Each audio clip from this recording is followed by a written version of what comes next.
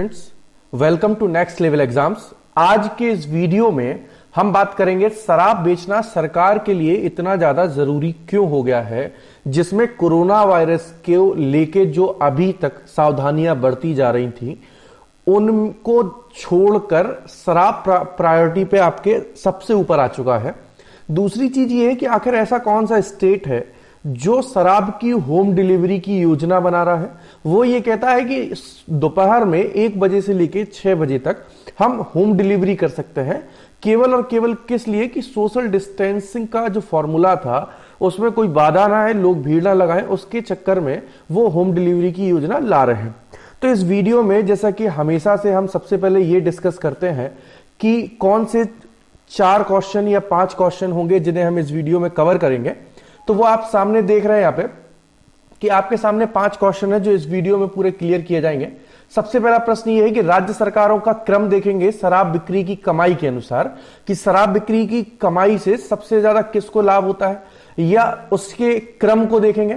दूसरी चीज कि भारत ने संयुक्त रूप से का मतलब है पूरे सारे स्टेट और यूनियन टेरिटरीज जितनी भी हैं उन सबको संयुक्त रूप से कंबाइन करके अगर देखा जाए तो 2018-19 में और 2019-20 में टोटल भारत ने कितनी कमाई की है, इस वीडियो में हम ये देखेंगे।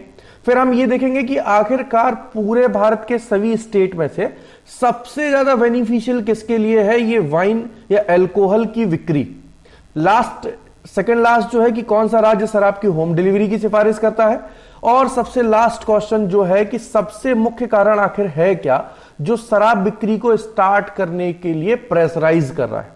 इस वीडियो को स्टार्ट करने से पहले अगर आप ये वीडियो हमारी यूट्यूब चैनल पे देख रहे हैं, फर्स्ट टाइम देख रहे हैं, तो चैनल को सब्सक्राइब करें, बेल आइकन को प्रेस करें, और फेसबुक पे देख रहे हैं तो फेसबुक पेज को लाइक कर दीजिए। वीडियो अच्छा लगे तो लाइक बटन पे प्रेस करें और दोस्तों के साथ शेयर करें।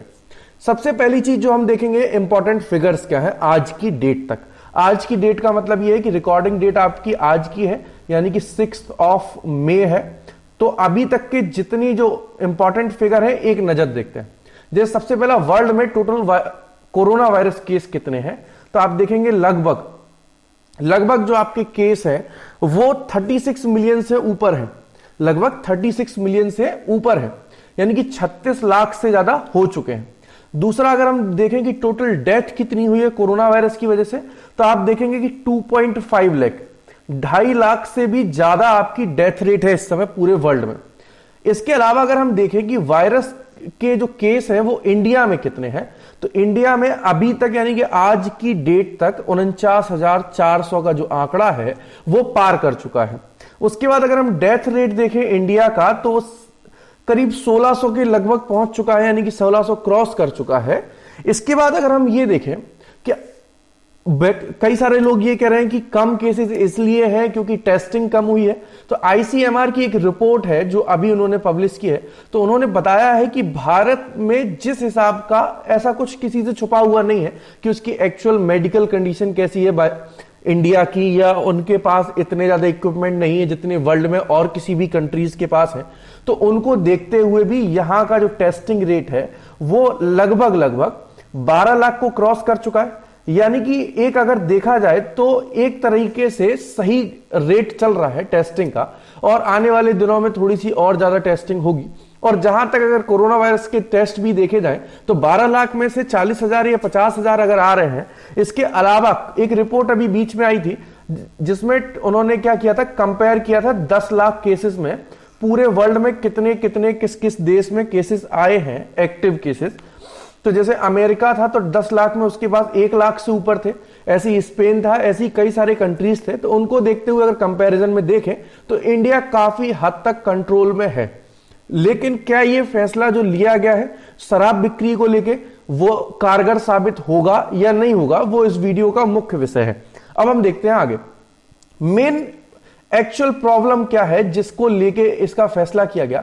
तो सबसे बड़ा कारण जो समस्या सामने आ रही है वो आ रही है फाइनेंशियल प्रॉब्लम, यानी कि हर स्टेट जैसे देखा जाए कि शराब बिक्री पे जो एक्साइज ड्यूटी लगती है उसका जो कलेक्शन करता है वो स्टेट करता है। अगर स्टेट उसका कलेक्शन करता है तो स्टेट के ऊपर जो जिम्मेदारियां हैं, जैसे कई सारी चीजें जो सरकार फ्री बांट रही है, जैसे राशन है, टेस्ट किट है, या लोगों को इधर उधर ले जाने की सुविधा है, या कई सारी ऐसी चीजें जो सरकार बता रही है कि वो जनता के लिए कर रही है, उनको देखते हुए जैसे किसी को डायरेक्ट फंड भी ट्रांसफर किया गया है।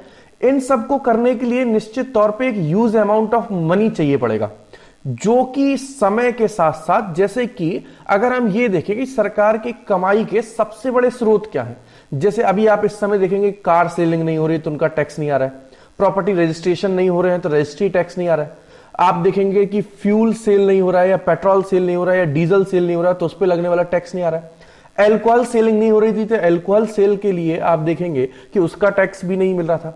अब आप देखेंगे कि इन चारों में से जो सबसे ज्यादा कन्वीनियंट उन्हें लगा, जिससे वो ज्यादा रेवेन्यू अर्न कर सकते हैं, वो उन्होंने स्टार्ट करने की विक्री की योजना बनाई, जैसी कि उनकी रिपोर्ट बता रही है। कई सारी रिपोर्ट का दावा यह है कि राज्यों के बजट का लगभग 10 से 15% केवल और केवल एल्कोहल की सेलिंग से आता है। वैसे अगर डब्ल्यूएचओ की माने तो डब्ल्यूएचओ के अनुसार, अभी तो देखो कोरोना चल रहा है तो उसके हिसाब से डेथ रेट चल रहा है, वैसे डब्ल्यूएचओ के अनुसार हर वर्ष भारत में एक्सेसिव एल्कोहल कंजम्पशन से, यानी कि शराब के अत्यधिक सेवन से 2,60,000 लोग मरते हैं हर साल। यानी कि इनका जो आंकड़ा है, ये शराब पीने से जो मरने वाला आंकड़ा, वो कोरोना के डेथ रेट से काफी ज्यादा है। ये डब्ल्यूएचओ की रिपोर्ट है। अगर हम इसको और विस्तार से देखें तो हम ये देखेंगे कि आरबीआई के अनुसार 2018-19 में भारत ने संयुक्त रूप से 1,50,657 करोड़ रुपए अर्न किए थे, ठीक। जबकि अगर हम देखें कि 2019-20 में यही आंकड़ा, यानी कि यही फिगर 16% इंक्रीज होके 1,75,501 करोड़ रुपए पहुंच जाता है। इसका मतलब यह है कि जो कंज्यूमर्स हैं वो, उनकी रेट ऑफ इंक्रीजमेंट जो है वो बहुत तेज है। इसके अलावा अगर हम देखें कि उत्तर प्रदेश सरकार की जो कमाई है वो केवल और केवल अल्कोहल की सेलिंग से, तो उसका अनुमान अगर लगाया जाए तो 2500 करोड़ रुपए, 2500 करोड़ रुपए केवल और केवल रेवेन्यू है गवर्नमेंट का, वो भी पर मंथ का।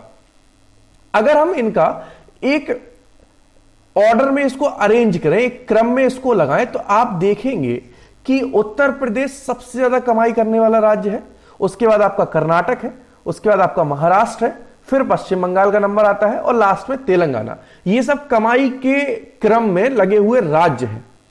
थोड़ा सा और अगर देखें तो हम ये देखते हैं कि राज्य सरकारें क्या करती हैं, इस पर एक्साइज ड्यूटी लगाती हैं। वैसे अगर आप देखेंगे एक्साइज ड्यूटी जो है ये अल्कोहल पे 2 बार लगाई जाती है। कौन सी 2 बार लगाई जाती है? एक बार जब एक्साइज ड्यूटी लगाते हैं तो वो आपको लगाते हैं आपकी मैन्युफैक्चरिंग करते समय, यानी कि बनाते समय आपको देना पड़ेगा। दूसरी जब लगाते हैं तब वो लगाते हैं एक सेल पर, यानी कि इसका मतलब ये हुआ कि इन्होंने 2 बार टैक्स लिया। एक बार उन्होंने टैक्स लिया आपको बनाने को लेके, दूसरी बार जो उन्होंने टैक्स लिया आपको वो लिया बेचने को लेके। केवल तमिलनाडु सरकार एक ऐसी है जो इस पे वैल्यू एडेड टैक्स लगाती है। अब अगर हम ये समझना चाहें कि आखिर एक्साइज टैक्स का इंपॉर्टेंस क्या है, तो हम समझेंगे कि एक्साइज टैक्स मुख्यतः फ्यूल पे, टोबैको पे और एल्कोहल पे लगाते हैं, और इन्हें जो कलेक्ट करती है वो करती है स्टेट गवर्नमेंट।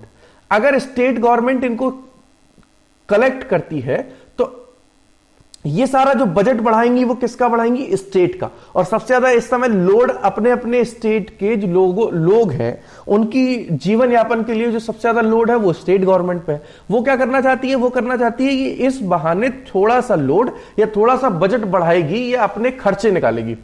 एम्स के अनुसार अगर हम देखें एक रिपोर्ट के अनुसार, तो लगभग भारत में शराब के जो एडिक्ट हैं वो 5.7 करोड़ से भी ज्यादा लोग हैं जो शराब के एडिक्ट हैं।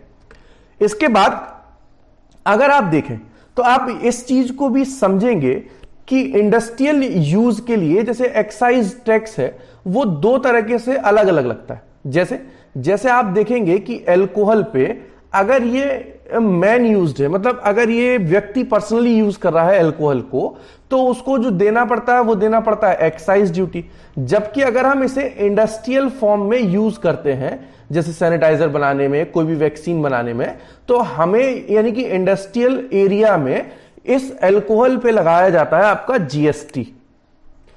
तो आज का वीडियो केवल इतना ही, और जहां तक इत समझ में आया कि सरकार केवल और केवल अपना खजाना जो है, ये अपना बजट जो है वो थोड़ा सा मेंटेन करना चाहती है, जिससे लोगों की सुविधाओं पर कोई भी असर ना पड़े। और जितना ज्यादा, क्योंकि किसी को पता नहीं कि कोरोना ये जो है वो कितने टाइम तक चलने वाला है, तो धीरे धीरे चीजें शुरू करनी पड़ेंगी। अब बस डिपेंड ये करता है कि लोग इसके चलते भी सोशल डिस्टेंसिंग बना पाएंगे या नहीं बना पाएंगे। क्योंकि मेरे मानने से, पर्सनली मानना यह है कि सरकारें आपको केवल और केवल सूचना दे सकती हैं, सावधानी दे सकती है, बता सकती है। बाकी उसको पूरा करने की ड्यूटी खुद अपनी पर्सनल है कि आप कहां पे जाएंगे, कहां पे नहीं जाएंगे। एक हद के बाद देखना है कि लॉकडाउन पूरा समाप्त हो जाएगा, लोगों को अनुमति हो सकता है काम करने की मिल जाए, फिर भी ये हमारी जिम्मेदारी होगी कि हमें किस प्रकार से इस समाज में अपनी सोशल डिस्टेंसिंग बनाए रखनी है, किस प्रकार से हम कोरोना से बच सकते हैं। तो आज के वीडियो में ऐसा है, इतना ही। अगर आपको वीडियो अच्छा लगे तो आप लाइक कीजिए, शेयर कीजिए। अगर आपके मन में कोई भी सुझाव हो तो आप उसे कमेंट बॉक्स में दे सकते हैं। नीचे आपको लिखा हुआ है, एक वेबसाइट लिखी हुई है, आप चाहें तो उस पर विजिट कर सकते हैं आप डेली करंट अफेयर्स अपडेट के लिए। तब तक के लिए थैंक यू, धन्यवाद। घर पे रहें, सुरक्षित रहें।